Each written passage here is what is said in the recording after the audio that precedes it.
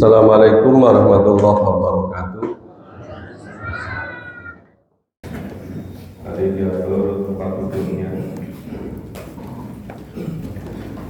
Dibuka mushaf Al-Quran masih berada pada surat ke-43, surat Az-Zukhruf.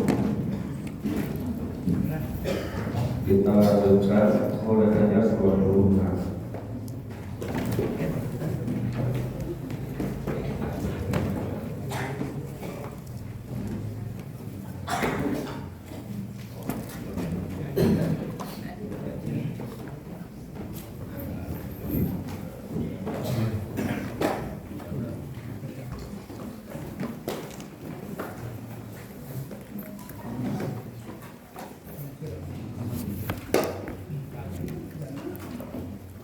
Surat ke-43, surat Az-Zukhruf, ayat 25.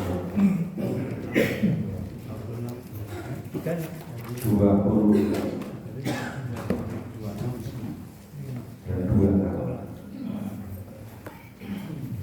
Kita mulai. A'udzu billahi minasyaitonir rajim.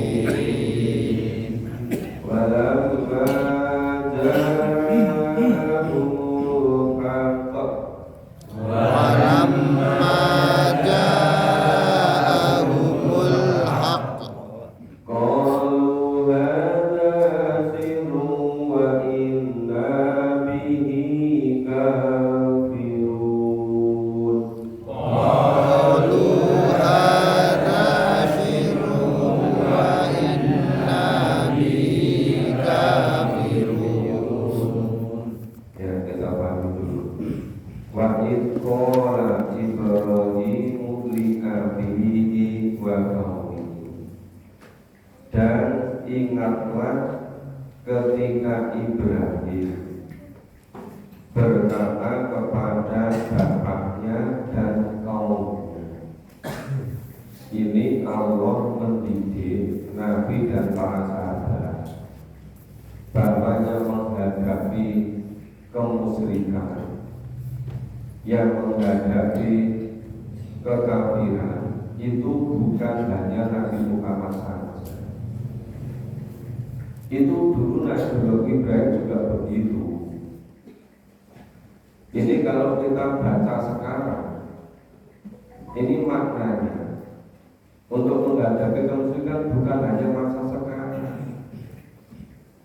Masa Nabi Muhammad juga begitu, sejak masa Ibrahim juga begitu, gitu. Jadi ini betul-betul penyakit laten, penyakit terkait dengan kemusyrikan.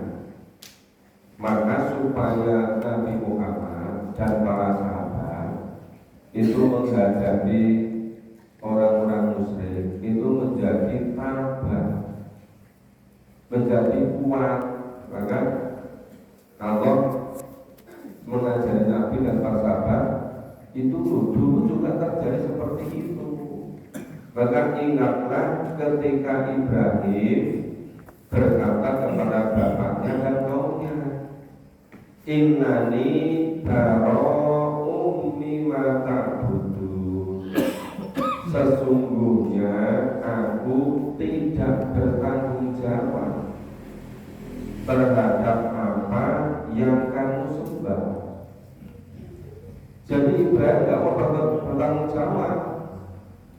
Kaumnya, orang tuanya menyembah berhala. Ini bentuk peringatan. Nabi Ibrahim diutus oleh Allah untuk mengesahkan, mentauhidkan. Maka Nabi Ibrahim bara'um mimma ta'budun, tidak bertanggung jawab terhadap apa yang mereka sembah. Illal ladzi fatarani fa innahu sayahdin. Tetapi Nabi Ibrahim itu menyembah yang menciptakannya. Fatoro ada kolako, ada ja'ala. Fatoro itu penciptaan yang betul-betul tidak ada asalnya. Jadi Nabi Ibrahim menyembah semata-mata pada yang menciptakannya. Fa'innahu, sesungguhnya kembalinya pada Tuhan, yaitu Allah, saya memberi petunjuk kepada Tuhan. Ini menjelaskan bahwa Nabi Ibrahim itu dapat wahyu. Nabi Ibrahim itu Nabi Rasul. Maka Allah memberi petunjuk kepada Nabi Ibrahim. Wa ja'alaha kalimatan baqiyatan fi aqibi.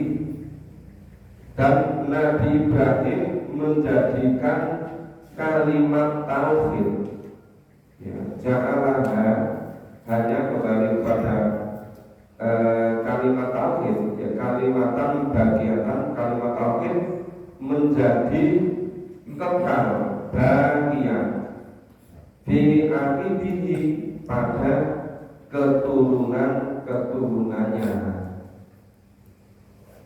Masih ingat kan kisah bagaimana ketika Nabi Ibrahim membersihkan berhala-berhala? Maka ketika diprotes, ya, soal nuduh ini mesti kelakuan Ibrahim. Lalu kampanye dikalungkan pada yang paling besar. Ibrahim bilang, tuh tanya itu yang pakai manggul kampak besar itu, kan? Mereka mengatakan, ya mereka nggak bisa bicara, nggak jelas. Nggak bisa bicara kenapa? Disumpah. Kalau tahu nggak bisa berbuat apa-apa. Nah, ingat pula kan kisah Nabi Ibrahim dengan putranya Ismail, supaya kecintaan kepada Allah, ketahuannya murni nggak terbagi. Nikah sudah lama, nggak dikaruniai anak. Begitu dikaruniai anak yang luar biasa menyenangkan. Ketika mulai usia balik, Allah perintahkan untuk nyembelih. Sebab kalau sekarang kan sudah lama nikah gak punya anak laki-laki, kan malah apa protektif kan, luar biasa melindunginya. Dan ini supaya betul-betul tauhid yang murni, Allah perintahkan untuk nyembelih. Nah, itu untuk menjaga apa? Untuk juga bahwa kalimat tauhid itu diwasiatkan terus-menerus secara kekal kepada keturunan-keturunannya, la'allahum yarji'un, supaya mereka kembali kepada kalimat tauhid la ilaha illallah. Nah, makanya itu dari Nabi Ibrahim ke Nabi Ismail nanti terus ketemu ketika umatnya itu kembali kepada kemusyrikan. Allah mengutus Nabi lagi, Nabi yang terakhir yaitu Nabi Muhammad. Itu untuk membersihkan ketauhidannya, untuk menjamin bahwa waja'alaha kalimatan baqiyatan fi akhiri, bahwa kalimat tauhid itu terus dilestarikan, dikekalkan ke keturunan-keturunannya. Makanya begitu keturunannya itu mulai kesentuhan Allah, sudah penuh dengan kemusyrikan lagi, kemudian Allah mengutus Nabi, yaitu Nabi Muhammad. Begitu Nabi Muhammad bersihkan, berjalan berapa abad, terus lagi kemusyrikan lagi, maka terus ada pembaharu. Mungkin saking lamanya nggak muncul pembaharu, orang sudah semaunya sendiri beragama Islam itu sudah nggak peduli lagi sama Al-Quran. Hingga ketika ada yang mulai memahami Quran, nah sudah bingung semua. Orang yang memahami Quran itu dibujuk satu persatu supaya tidak ikut memahami Quran, diisukan macam-macam. Maka sekarang kelihatan kan yang dulu ikut berapa lama, terus ditemui dibujuk satu, terus berhenti, nggak ikut. Nanti ada lagi begitu. Itu diantaranya apa? Karena sudah beratus-ratus tahun sudah menyatu lagi dengan kemusyrikan. Maka kalau ada yang ngajak membersihkan dengan cara ayo kita pahami firman Allah, kita pedomani, yang pasti yang merintangi jauh lebih banyak daripada yang mau. Nah itu terus terjadi nanti. Berapa ratus tahun lagi gitu muncul lagi saja terus begitu. Tapi ini ada jaminan, ya, waja'alaha kalimatan baqiyatan fi akhirihi, apa la'allahum yarji'un, agar supaya mereka kembali kepada kalimat tauhid, mengesahkan Allah, la ilaha illallah, tiada Tuhan selain Allah. Balmat taktu haulai wa aba'ahum, tetapi aku telah memberikan kenikmatan hidup kepada mereka. Mataktu haulai wa aba'ahum, dan bapak-bapak mereka. Hatta ja'ahumul haq, sampai datanglah kepada mereka kebenaran. Yang dimaksud kebenaran itu adalah Al-Quran. Al-Quran sering disebut sebagai dzikr. Al-Quran juga sering disebut sebagai kitab. Al-Quran juga disebut dengan Al-Haq. Kenapa Al-Quran disebut Al-Haq? Karena Al-Quran membedakan antara yang hak dengan yang batil.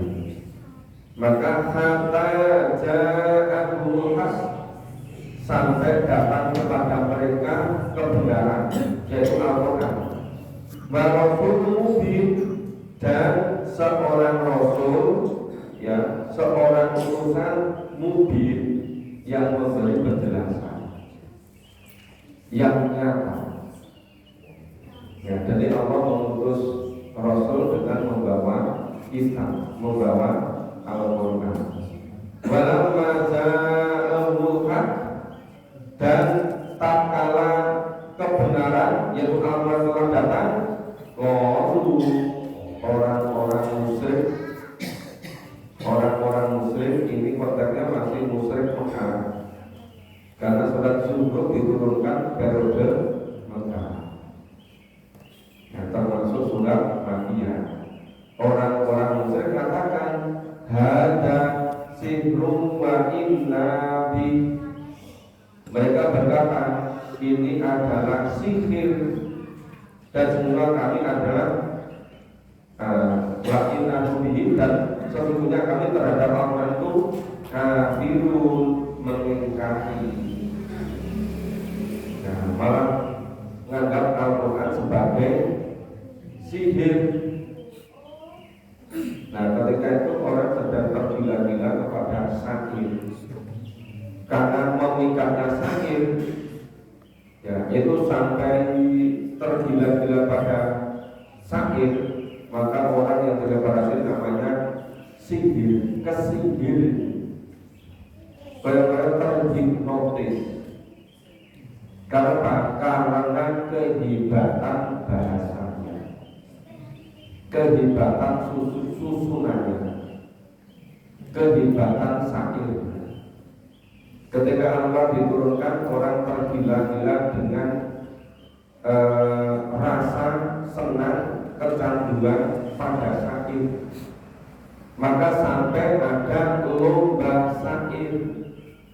Nanti syair yang terbaik, yang jadi juara, itu ditempelkan di dinding Ka'bah sebagai penghormatan.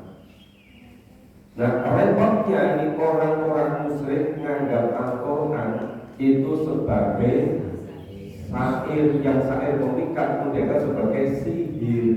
Maka dikatakan, mereka katakan hada sihrun, ini betul-betul sihir ini, ya, sampai menghipnotis ini. Nah, kenapa orang-orang kafir itu berusaha supaya tidak mendengarkan Quran? Begitu mereka mendengar Quran, banyak yang kelompok-kelompok langsung terhipnotis oleh kebenaran Quran. Maka mereka berusaha sekuat tenaga jangan sampai mendengarkan Al-Quran. Maka ketika wajib dibacakan, itu banyak yang bikin kusak-kusuk, bikin hiruk-pikuk. Jangan sampai suara Al-Quran terdengar dengan jelas. Nah, kalau dengan jelas, mereka khawatir nanti sesama musyrik terganggu. Nah, maka cara mencegah segala cara, seluruh kemampuannya dikerahkan. Intinya satu, supaya tidak mendengarkan Al-Quran. Nah, kalau orang-orang Arab berbeda dengan kita, begitu mereka mendengarkan, mereka cepat paham. Kenapa? Karena bahasa mereka bahasa Arab. Sama kan kalau bahasa kita bahasa Jawa, kita bahasa Jawa itu maksudnya udah paham itu, karena bahasa ibu. Bahasa Indonesia kita gampang paham, tapi begitu bahasa Arab itu diulang-ulang ya nggak muncul-muncul rasa bahasanya itu. Tapi kalau pengulangnya terus-menerus, nanti lama-lama dengarkan bahasa Arab seperti dengarkan bahasa Jawa, langsung paham. Mendengarkan bahasa Al-Quran langsung paham seperti mendengarkan bahasa Indonesia. Itu kalau mengulang-ulang terus. Tapi mengulang-ulangnya dengan memahami. Tapi kalau mengulang-ulangnya tidak dengan memahami maknanya, juga bisa muncul rasa bahasa. Tapi mungkin apa itu rasa ketenangan, rasa kehebatan susunannya itu merasakan. Tapi jauh lebih hebat lagi kalau mengerti apa isinya. Sehingga ketika Al-Quran itu datang kepada mereka, mereka mengatakan, oh ini betul-betul sihir. Sesungguhnya Al-Quran itu oleh mereka kafirun diingkari. Mereka mengingkarinya, mereka mengkufurinya gitu. Kita baca berikutnya. A'udzu billahi minasyaitonir rajim. A'udzu billahi minasyaitonir rajim. Wa qalu laula nuzila hadzal Qur'an.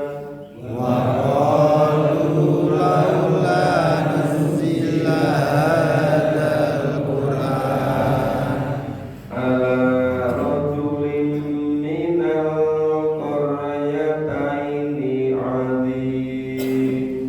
ala rajulin minal qaryataini azim.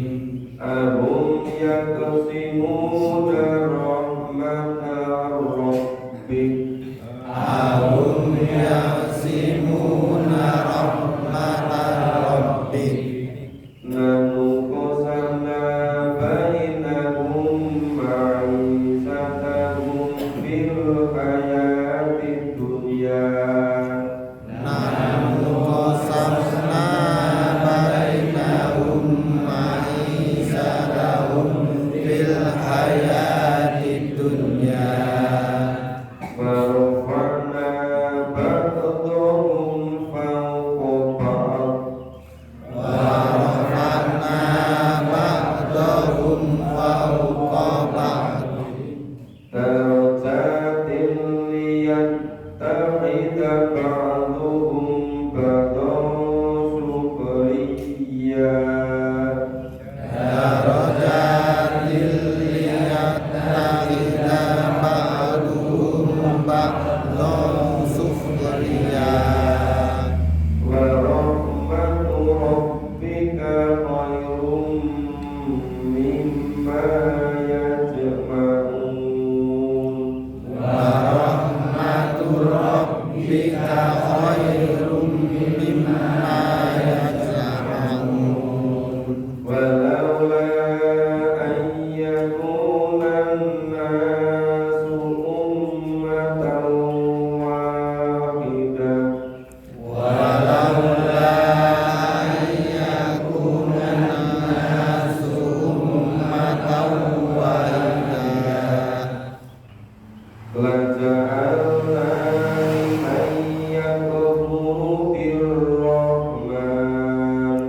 La ja'alna liman yakfuru bir-Rahman Libuyutihim suhufan min fiddatin wa ma'arij 'alayha yad'alun.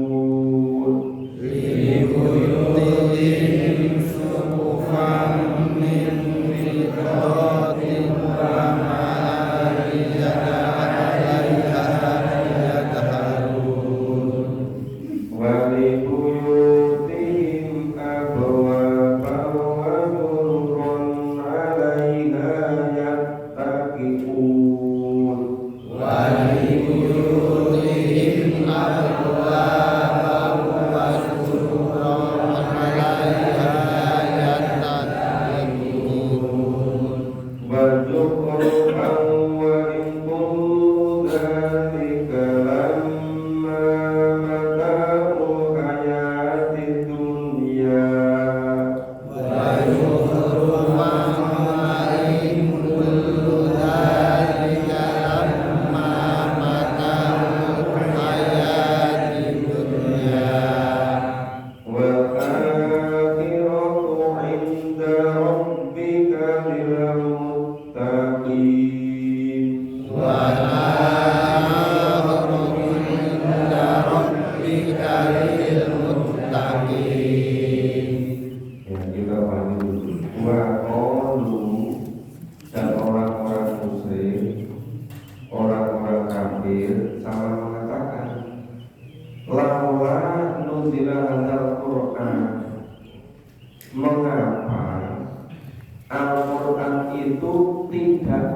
diturunkan kepada ngalarojulin minal qaryataini atim, kepada orang yang paling yang paling terkenal, yang paling pintar, yang paling besar, yang paling kaya dari salah satu dari dua negeri, yaitu negeri Mekah dan Taif. Mereka nggak terima kalau Al-Quran itu diturunkan kepada Nabi Muhammad. Bagi mereka yang pantas menerima wahyu itu orang yang ahli syair, orang yang terkenal, yang paling pintar menggubah syair, dianggap ilmunya mumpuni. Karena keahlian syair kemudian mereka jadi kaya raya, jadi orang besar. Mereka bertanya-tanya, kenapa sih Quran diturunkan kepada Muhammad yang dari lahir anak yatim, bukan ahli syair, bukan orang besar, bukan orang kaya, gitu kan? Nggak terima. Kenapa bukan dari orang-orang yang besar? Kenapa bukan dari orang-orang yang kaya? Bukan dari orang-orang yang ahli syair. Ya salah seorang yang ahli dari dua negeri ini, yaitu Mekah dan Taif. Jadi intinya mereka mengingkari kenabian, mengingkari kebenaran Quran. Maka semuanya dijadikan alasan. Sampai sekarang itu kan. Dan kalau Quran sudah sejak kecil dari madrasah. Sekarang juga perlu lagi. Karena itu kan orang yang Islamnya baru-baru, yang memahami Quran itu. Kalau saya sudah dari kecil, bisa perlu. Banyak kan yang mengatakan begitu. Ya, terus menghalang-halangi, kamu nggak bisa termasuk Quran. Ini sejak dulu begitu.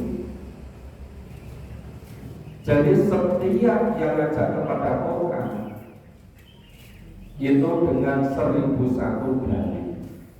Tidak mau salah satunya orang-orang kafir, orang-orang musyrik tidak mau menerima kebenaran Al-Quran karena Al-Quran diwahyukan menurut anggapan mereka. Anggapan mereka lihat Al-Quran tidak diturunkan kepada orang besar. Al-Quran tidak diturunkan kepada orang yang ahli syair. Al-Quran tidak diturunkan kepada orang yang ilmuwan di antara mereka. Al-Quran diturunkan bukan kepada orang yang kaya di antara mereka. Terus gimana Allah membantahnya? Ahum yaksimuna rahmata rabbi. Loh, apakah mereka yang membagi-bagi rahmat? Yang bagi-bagi rahmat itu Allah, bukan mereka. Kalau Allah menghendaki wahyu diturunkan disampaikan pada Nabi Muhammad, itu hak Allah itu, bukan orang-orang musyrik, bukan orang-orang kafir yang membagi-bagikan rahmat. Nah sekarang apa? Mengatakan kenapa yang mengikuti ngaji bukan dari ulama-ulama di antara kita? Mengatakan kenapa orang pendatang? Lu pada di bumi Allah itu semuanya pendatang. Ya kan? Cuma datangnya lebih duluan sama datangnya berikutnya. Nah kalau Islamnya benar, antara yang datang lama sama yang baru itu dijalin seperti Ansor dengan Muhajirin. Itu kalau sama-sama 5, jadi dijalin serakat mungkin, sama-sama karena menerima Al-Quran, bukan justru menjadi pemisah. Apalagi contohnya Al-Quran banyak sekali bagaimana kesatuan persaudaraan antara Muhajirin dengan Ansor. Tapi semuanya dikisahkan pada Al-Quran. Cuma masalahnya mereka sudah merasa lebih tahu Al-Quran, sudah tidak mau lagi. Itu. Nah, terus kalau Bapak gimana? Loh, sing bagi-bagi rahmat itu kan bukan mereka. Memang rahmat milik mereka. Gak tahu kalau Mas Rahmat sepeda motor mungkin milik mereka. Tapi kalau rahmat dari Allah, ya terserah Allah gitu loh. Jangan ikut campur tangan mau bagi-bagikan rahmat. Bahwa yang dipilih oleh Allah itu Nabi Muhammad, itu gak Allah. Jangan kemudian nyalah-nyalahi. Kenapa orang diwajibkan pada Muhammad? Kenapa bukan yang kepada sedikitnya? Kenapa bukan kepada orang yang terkaya, orang yang terpandang? Nah, lu bersama bainakum ma'i satatu bil dunia. Nah, ini kami Allah telah menentukan antara mereka ma'i sakit depan mereka di dalam dunia ini, di dunia ini. Ya, yang bagi kami itu Allah. Nah, kemudian warofakna ba'dukum falqobatin darojatin liyakta kita ba'dukum ba'dun sukriya. Ya, Allah telah meninggikan derajat sebagian mereka atas sebagian yang lain. Nah, agar supaya sebagian itu pada sebagian lain itu mempergunakannya atau apa ya, saling mempergunakan satu dengan yang lain di antara mereka. Jadi kenapa ini ditinggikan derajatnya dari yang lain? Ya, supaya di antara mereka itu dia saling menggunakan, saling membantu. Itu Allah yang membagi. Ya, itu rahmat sepenuhnya dari Allah, bukan sepenuhnya Allah membagi. Warahmatu rabbika baru mimma yajma'un. Jadi kalau rahmat dunia tadi garis makisan dan dunia itu, oh ini dari keturunan pembesar-pembesar Mubarak, oh ini kepala-kepala suku, oh ini tuan tanah, oh ini cendekiawannya, oh ini ahli sairnya. Yaitu urusan dunia mereka begitu. Tapi kalau urusan akhirat, rahmat Rabbik baru mimma yajma'un. Nah, tetapi kalau rahmat Tuhanmu lebih baik dari apa yang mereka kumpulkan.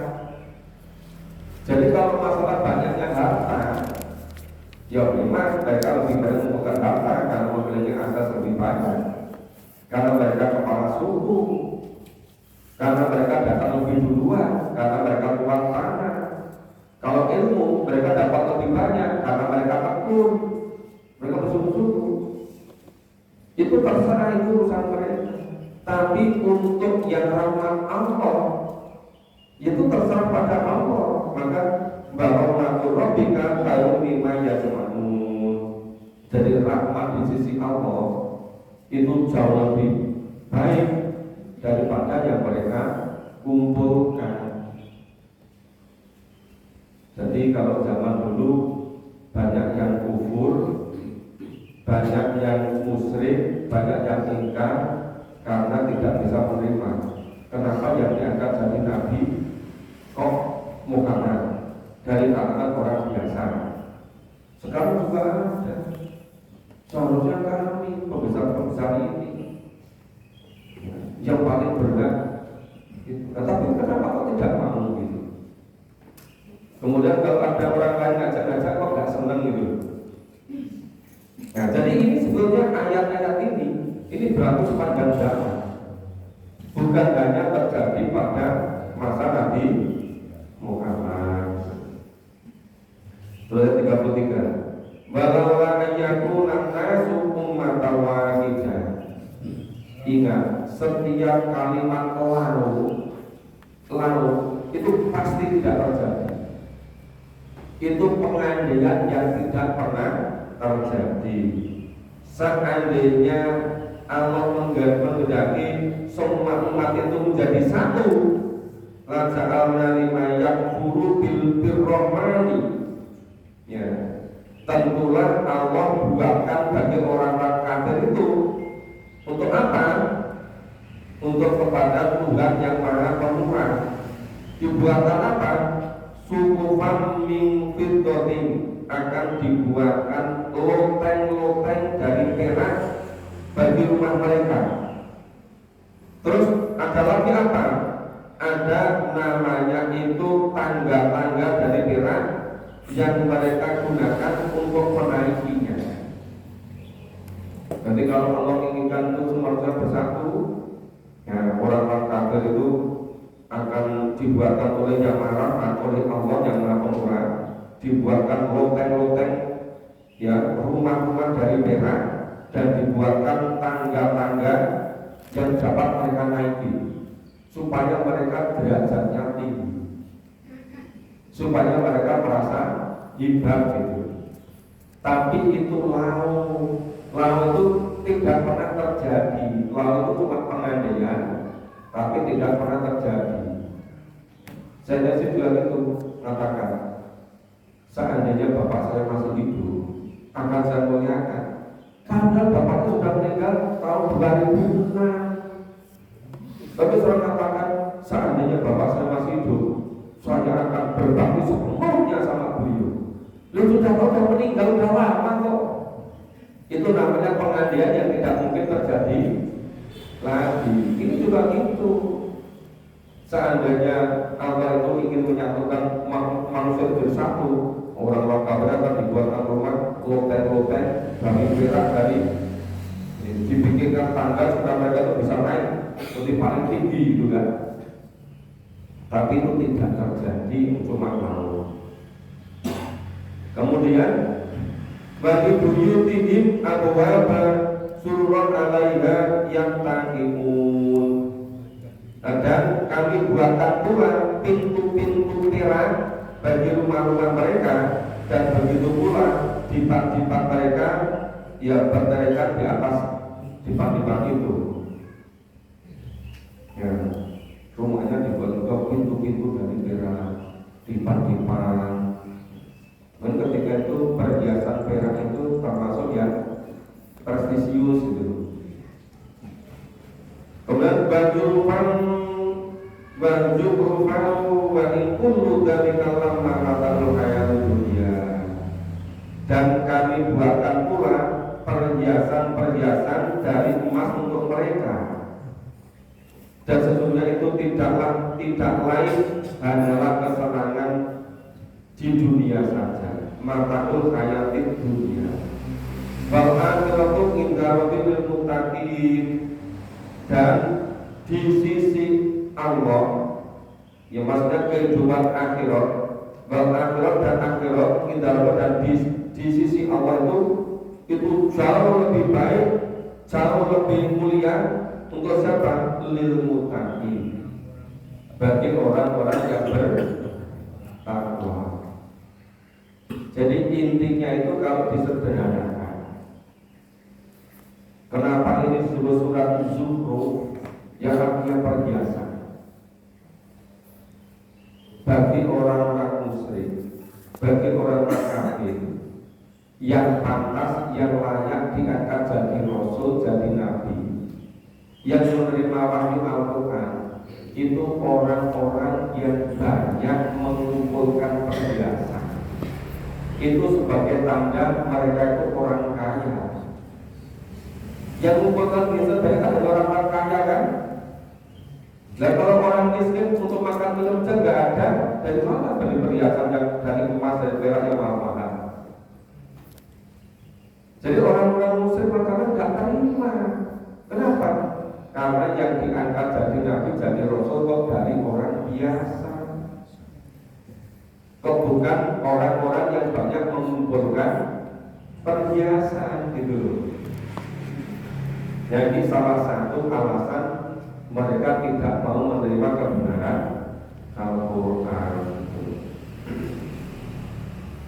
Kita baca berikutnya ayat 36. Di sini di halaman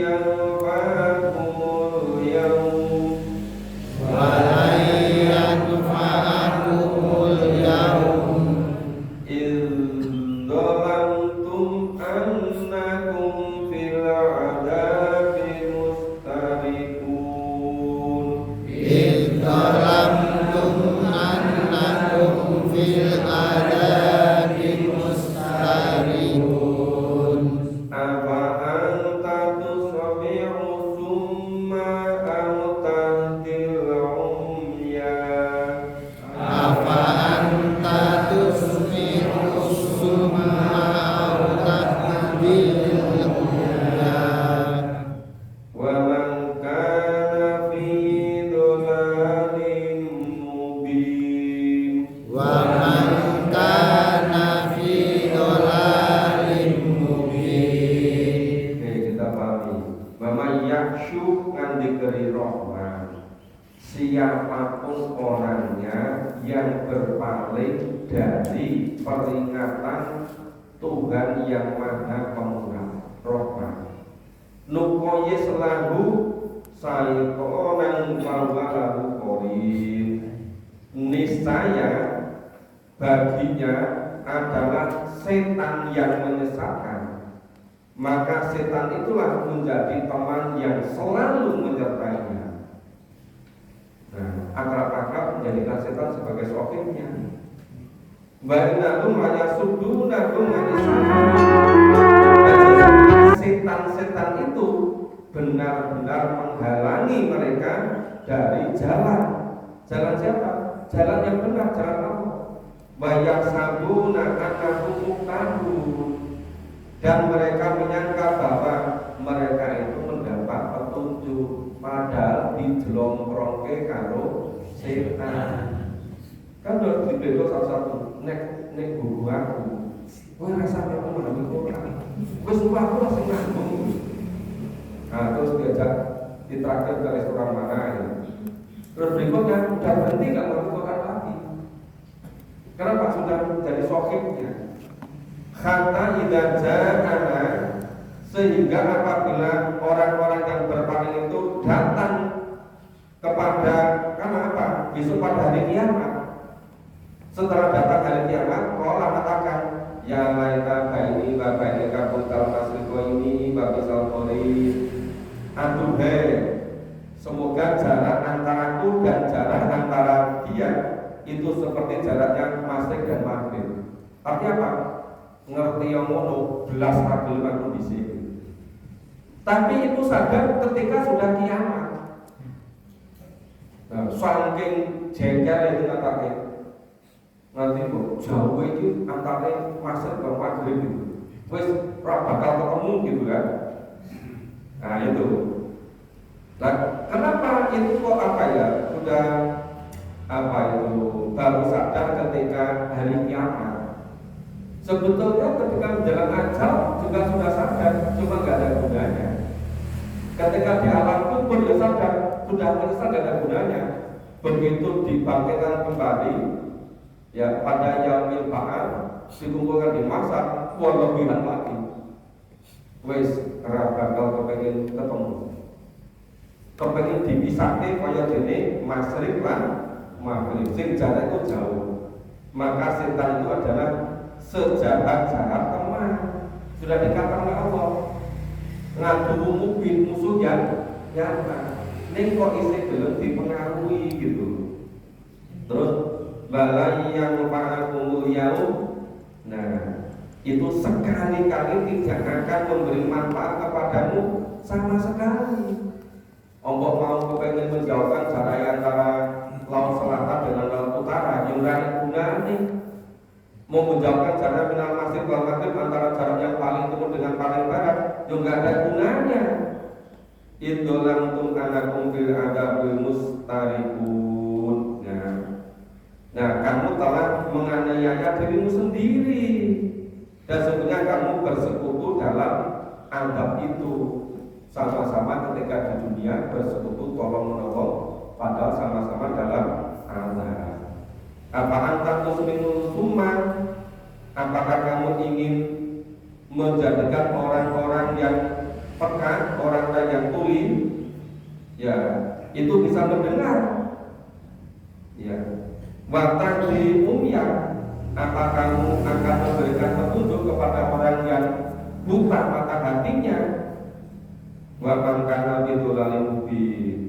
Mereka itu betul-betul berada dalam kesesatan yang nyata. Makanya kan kadang kita perhatikan, oh bapak itu dulu ikut ngaji, tapi terus belas banget. Itu biasa, sejak dulu juga ada yang begitu. Tapi nanti akan datang orang-orang yang memiliki kesadaran. Jadi hidup ini sudah tersalin dengan proses seperti itu. Nah, maka dikatakan di sini anakum bil kalim. Apa itu bangkana bil nanti mubi. Mereka itu telah bersekutu bersama-sama dalam kesesatan yang nyata. Dolani mubi. Oke, maka kalau masih diajak mau masuk Quran diajak, kalau tidak pasti akan yang lain yang mau memahami Quran. Cuma perlu waktu lama. Tapi setiap masa yang dibuat oleh kemusyrikan nanti akan ada orang yang ngajak-ngajak kepada ketaatan. Oh, setiap berapa tahun begitu ya, ratusan tahun lagi akan terjadi seperti itu. Itu sunatullah yang terjadi seperti itu. Demikian Bapak Ibu, ini sudah dulu sampai ayat 40. Insya Allah besok pagi kita lanjutkan mulai ayat 41.